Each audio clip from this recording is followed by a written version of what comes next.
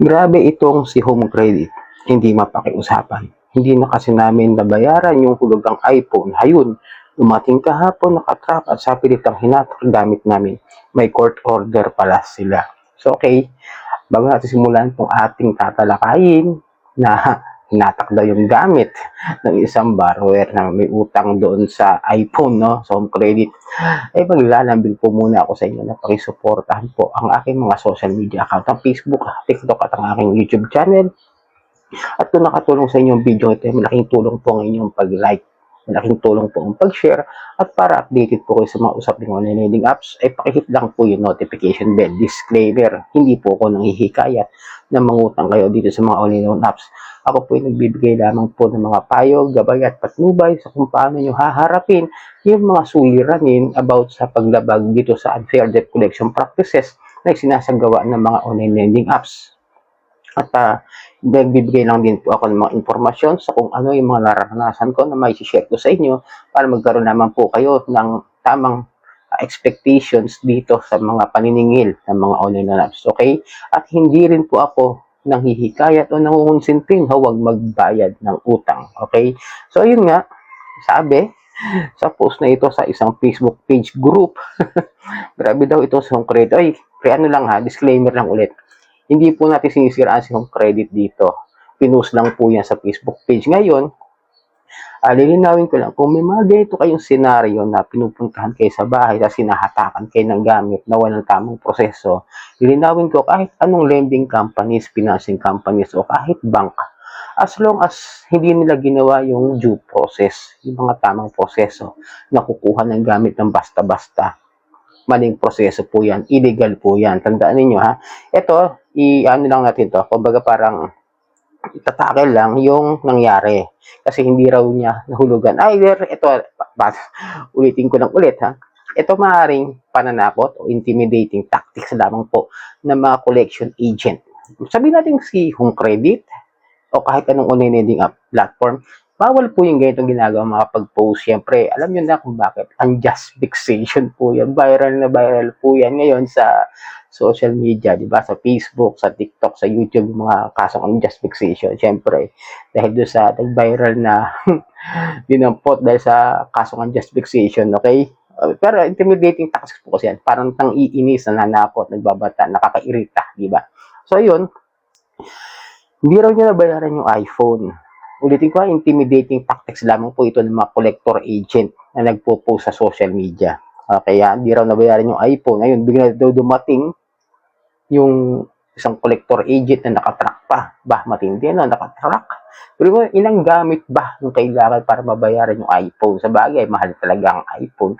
Kaya paalala lang, mas mabuti ng walang iPhone kesa mamumroblema ka in the future. Okay? Ganito po, legal ba yan? Actually, yung ginawa nito, no, bakit si collector agent, kung sakasakali mangyari sa inyo yung ganitong senaryo, bakit si collector agent ang may hawak ng sinasabing court order para manguha ng gamit? Explain natin. Hindi pwedeng basta yan. At hindi pwedeng si collector agent ang may hawak ng court order.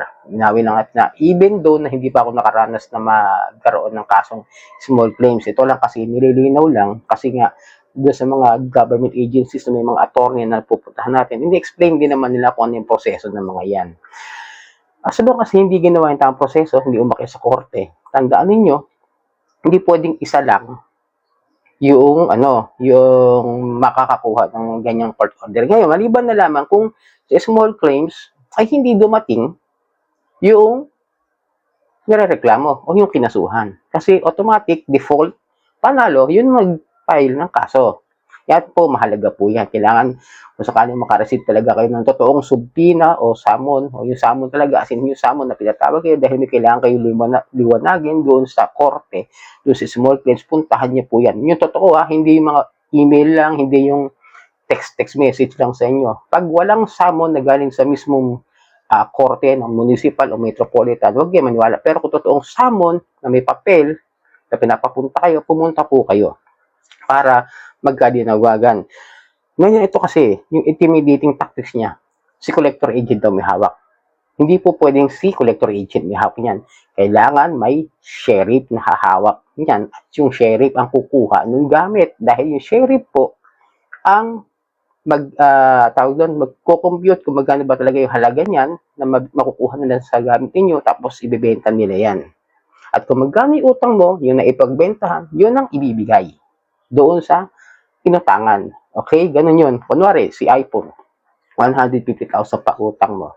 Siyempre, hindi yan basta-basta daming gamit talaga makukuha yon. May mga pari TV, appliances, or something, cellphone na iba, may hawak kayo, di ba? Lahat yun ibibenta hanggang sa makuha yung tamang amount ng perang nakuha. Okay? Then, eto, kasi yan, pagka kayo nag-file ng small claims at hindi pa rin kasi kayo nakabayad, totoo naman na hanggat kayo nakakabayad, babalik-balikan kayo talaga, syempre, nung nagpautang. Ayun, kung ayaw nyo pa rin talaga magbayad, then maaari na sigurong mag-file siya ng motion for execution doon sa korte. No, sabi natin 1 day lang yan. Pero syempre dahil wala tayong pangbayad, wala talaga tayong maibigay. Kasi minsan magre-retalk lang tayo kahit may pambayad na, kaya pa rin nating bayaran. Ako, may pambayad nga lang in the necessities o yung pangangailangan talaga ng pamilya. Kaya doon ko nagagamit kasi wala naman na tayong sobrang income. Yun, ipaliwanag nyo kasi minsan doon sa mga utangan ninyo na talaga sakto lang yung pera ninyo. Ngayon, kung papayag kasi yung mga yan na nagsampa ng kaso sa inyo, na mag-monthly ulit, payment, pilitin na natin. Kasi nasampahan na tayo ng kaso Siyempre, di ba? Pipilitan yan, kapag natin nabayaran, talagang hahatakan tayo ng gamit. But in the due process, ulitin ko. Hindi yan pwedeng basta-basta kukuha lang. Tapos si collector agent pupunta, kukunin ng basta-basta. Paano kung loko-loko yan? Yung kahit na sobra na yung nakuha nila, tapos binentas bibinigay sa inyo, di ba? Siyempre, mga ganyang galawan parang bawal naman. Kasi kung pupuntahan kayo, si collector agent lang, may dalang court order, sinasabi niya yan. Tapos wala namang legitimate na galing sa korte yung utos na yan. Then, pwede nyo rin hablahan ng kaso o kasuhan na tumawag kayo sa barangay ninyo na eto, may taong collector agent na may utang ako, aminin nyo na. Hinahatakan ako ng gamit pero walang tamang proseso. Hindi man daw dumaan sa korte. Then, papasok na kayo siyempre, kasuhan nyo ng trespassing, tsaka siyempre ng theft or robbery. Kasi sa pilitang kinukuha yung gamit ninyo na hindi nyo ino-authorize at walang order mismo sa korte.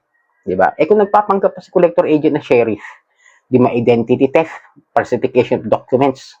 Diba? Kasi yung yung paggamit ng papel o ng court order na hawak nila is sasabihin natin na hindi pala legit, falsification of public documents, lahat na galing sa korte yung hawak nila, di ba? Medyo mas malaki pa yung ikakaso ninyo kesa doon sa ginagawa ng mga collection agent na ganyan ang galawan. So, sana naliwanagan po kayo dito sa ating tinatakil na usapin. Muli, maglalambing ako sa inyo na paki-follow po ang mga social media account ng Facebook, TikTok at ang aking YouTube. Maraming pong salamat sa uulitin.